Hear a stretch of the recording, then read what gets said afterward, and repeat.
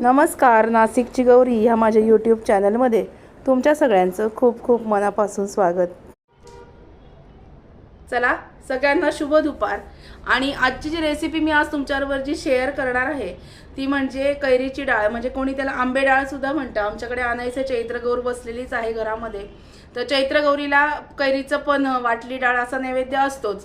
तर अक्षय तृतीया जवळ आलेली आहे, अक्षय तृतीयेपर्यंतच आपलं हे चैत्रातलं नवरात्र असतं, म्हणजे चैत्र गौर बसवतात।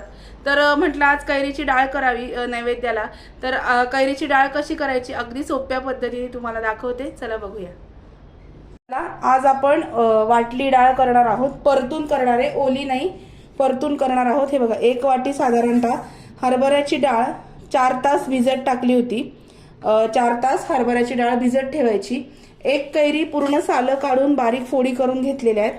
कोथिंबीर लागणार आहे, मिरच्या, कढीपत्ता आणि जिरे एवढं लागणार आहे आपल्याला। आता काय काय करायचं ते तुम्हाला स्टेप बाय स्टेप सांगते।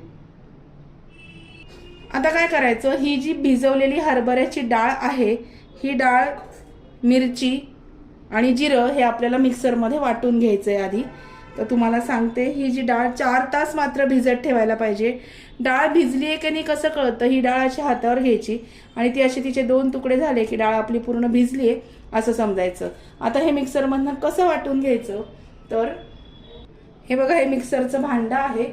आता याच्यातून आपल्याला ही डाळ जी आहे, ही थोडीशी डाळ, थोडी डाळ, बारीक भांडं का घेतलं कारण त्याच्यामध्ये पटकन वाटलं जातं। आणि ही जी डाळ आहे ही खूप बारीक अशी काढायची नाही, थोडीशी याची भरड काढायची आहे आपल्याला। डाळ, नंतर यातली थोडीशी कैरी, 2-3 मिरच्या, 2दा असं करून मी वाटण काढणार आहे, जिरे। आता हे थोडी भरड आधी काढून घेते आणि मग परत 2दा मिक्सर मला फिरवावं लागेल, कारण माझं मोठं जे भांडं आहे मिक्सरचं ते खराब झालंय, म्हणून या छोट्या भांड्यामध्ये मी काढून घेते। भरड काढायची, जास्त बारीक असं वाटून घ्यायचं नाहीये, चटणीसारखं दाखवते तुम्हाला। हे बघा, अशी भरड काढून घेतली। त्यात थोडे 1-2 हरभऱ्याचे दाणे, हरभऱ्याच्या डाळीचे दाणे राहायला हवेत। मिरची तुमच्या आवडीनुसार, तुमच्या चवीनुसार घालायची। आता परत उरलेली जी डाळ आहे ती मी याच्यामध्ये वाटून घेते मिक्सरमध्ये।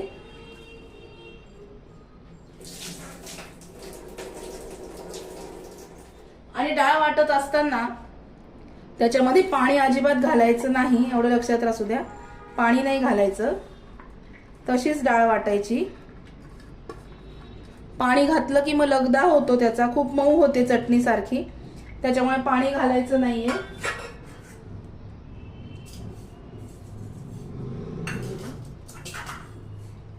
आणि ही कैरी आपण वेगळी वाटून घेऊया, कारण एवढं मिक्सरमध्ये माझ्या मावणार नाही। हे बघा, हे परत वाटून घेतलं जाडसर, भरड अशी वाटायची। माझ्या मुलांना कैरीची डाळ खूप आवडते आणि माझा लहान मुलगा खूप दिवस झाले मागे लागला होता कैरीची डाळ कर म्हणून, तर म्हटलं आज नैवेद्याला करावीच आपण कैरीची डाळ। उरलेली कैरी सगळी आपण मिक्सरमधनं काढून घेऊया।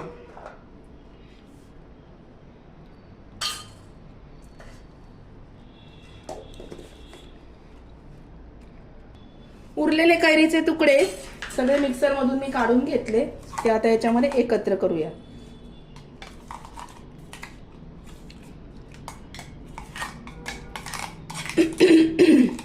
एक मोठी वाटी डाळ असेल तर एक छोटी कैरी घ्यायची, तुमच्या आवडीनुसार, तुमच्या चवीनुसार याचं प्रमाण ठरवायचं। चला, आता हे जे आहे हे सगळं आपण वाटून घेणार, वाटून तर घेतलेलं आहे, हे सगळं आपण एकत्र हलवून घेणार आहोत।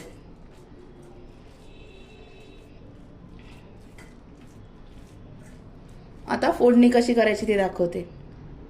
कढईमध्ये साधारणतः तेलातल्या 2 पळ्या तेल मी घातलेलं आहे। आता आपण फोडणी करून घेऊया। जिरे आपण हे वाटण करताना घातलेले आहेत, त्याच्यामुळे जिरे परत घालायचे नाही। मोहरी अगदी छान घालायची, जे खमंग तडका बसेल एवढी मोहरी घालायची। मोहरी घातल्यानंतर हिंग सुद्धा व्यवस्थित भरपूर घालायचा, म्हणजे मग खमंग फोडणी होते। हळद, कढीपत्ता,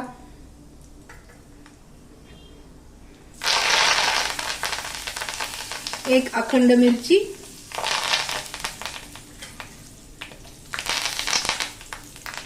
एवढं सगळं याच्यामध्ये घातल्यानंतर ही जी डाळ आहे वाटलेली ही आपण याच्यामध्ये घालून घेऊया. ही जी डाळ आहे ना हे सगळं वाटण याच्यात घालूया आणि छान परतून काढूया.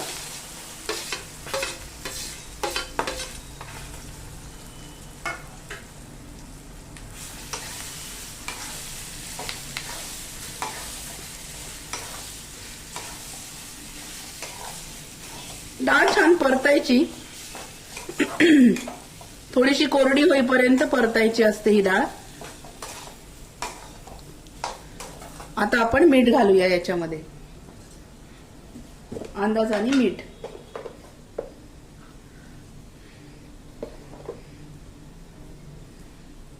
मीठ घातलं आणि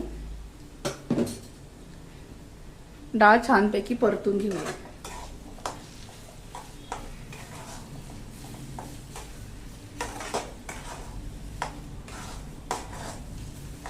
आता ही डाळ परतायला ठेवल्यानंतर याच्यावर झाकण ठेवायचं म्हणजे याला छान वाफ येते.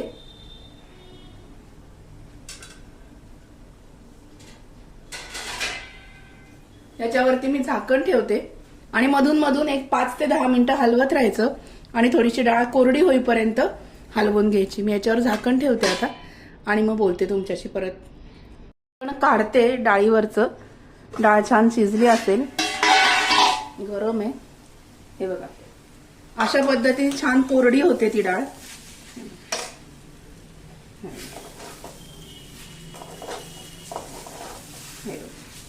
हे बघा अशा पद्धतीने छान कोरडी झाली आहे डाळ. इथे आल्यानंतर ह्या स्टेजला आल्यानंतर मस्तपैकी हिरवीगार कोथिंबीर याच्यामध्ये घालणार आहोत. ही आपली ही जी डाळ आहे वाटली डाळ ही तयार.